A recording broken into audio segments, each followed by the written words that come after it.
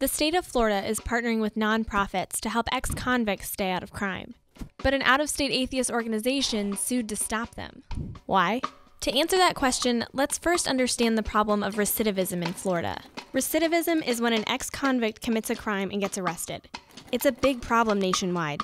About 70% of inmates who leave prison eventually reoffend. Coming out of prison is hard, especially the people that's out here now, they struggling. That's Edom, 26 years old. Edom grew up in foster care, but has been in and out of juvenile detention and prison since he was 10 years old, with no family or friends to help him get back on his feet and out of trouble. Then there are guys like Jeffrey, who spent decades in prison, and when released... My biggest fear was crossing the street, because I hadn't crossed the street in over 29 years. This seems unbelievable, but everyday things most of us take for granted are commonly forgotten after years behind bars.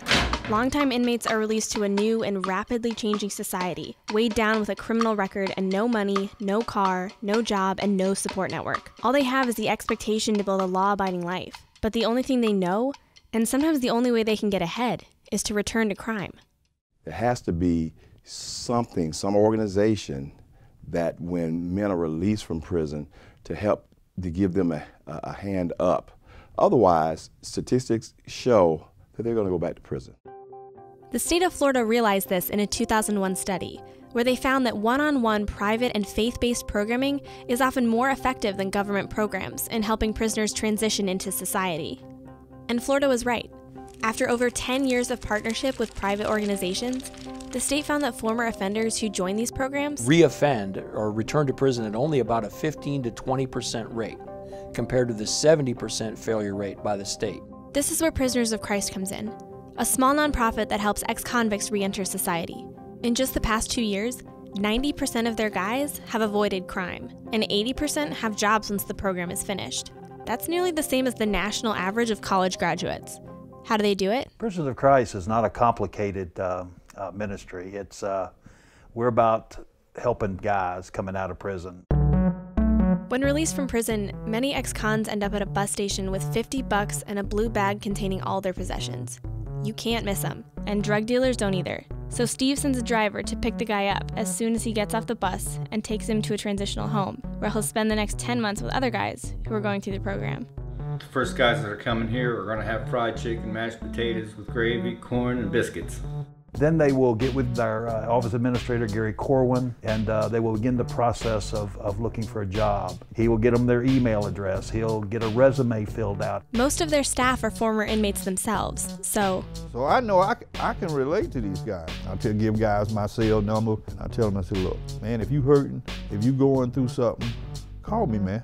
Greg, man, when I didn't have a vehicle, Greg took me to work back and forth every day. Every day, Scott taking me where I needed to go every day, and they helped out, man. You're not going to have guys out in the street telling you, you need to fill out a resume. You need to learn how to create a better credit report. Prisoners of Christ services are comprehensive, to say the least. Free housing, clothes, food, substance abuse counseling, web-based job search training, cognitive behavioral change classes, personal finance, individual counseling, goal setting, optional spiritual guidance, the list goes on.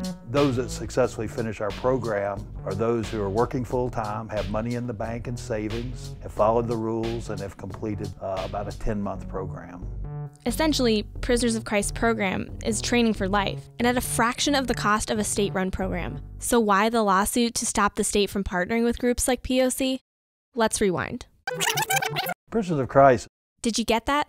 Prisoners of Christ identifies as a Christian ministry. Dr. Hallett explains. There's a spectrum of nonprofit, transitional housing, ex-offender services organizations that operate in the state of Florida, but the only two that were targeted were the two that have a reference to Christianity in their name.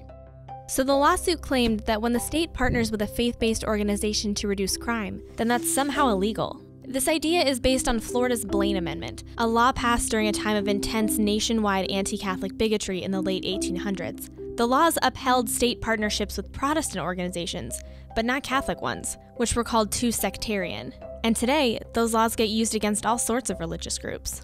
But both the U.S. and Florida Supreme Courts have upheld similar partnerships that serve society. In fact, a Florida court recently rejected the atheist attack on Prisoners of Christ as discriminatory. Edom and Jeffrey found the support they needed at Prisoners of Christ. Edom has since started a family and his own business. This is the best that I've ever done in my life, and I feel good about myself. I never thought that I'd have my own business. And Jeffrey is now a maintenance manager over 7 restaurants with a wife and grandkids.